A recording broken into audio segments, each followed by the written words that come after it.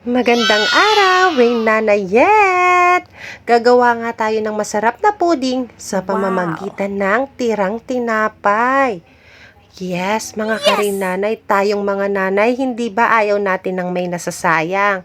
Kaya gagawa natin ng paraan yung mga nagsitigas na tinapay na dyan sa bahay nyo. Yung iba nga ay ginagawang breadcrumbs yan. Pero tayo, gagawin ulit natin siyang masarap na tinapay. O ang pudding nga ang tawag dito. Ito lang yung ating mga ingredient. Condensed milk, evap, egg, and butter.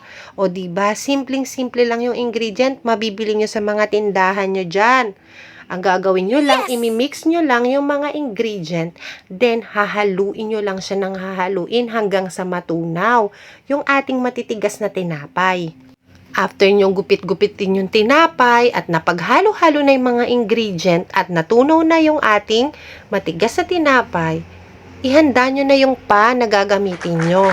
Lagyan nyo siya ng butter, mga karinanay, para hindi siya didikit.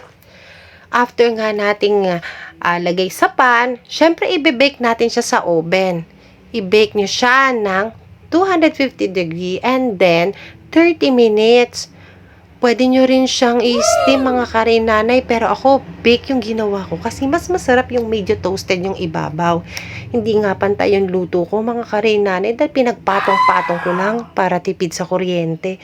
O diba, tayong mga nanay talaga, masyado tayong matipid hanggang sa makakatipid tayo, ginagawa natin yan.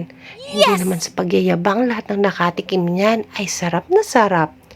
Sa katunayan nga, hindi ko na sila na video dahil naubos na nila kaagad dyan after kong maluto. So, yun nga, luto na. So, tikiman time! Sana may natutunan kayo sa aking video, mga karinanay. Gawin nyo na dahil siguradong magugustuhan ng mga kasama nyo sa bahay. Sure ako dyan, mga karinanay, dahil talagang napakasarap. See you next vlog, mga karinanay! Sana may natutunan kayo for today video. Bye!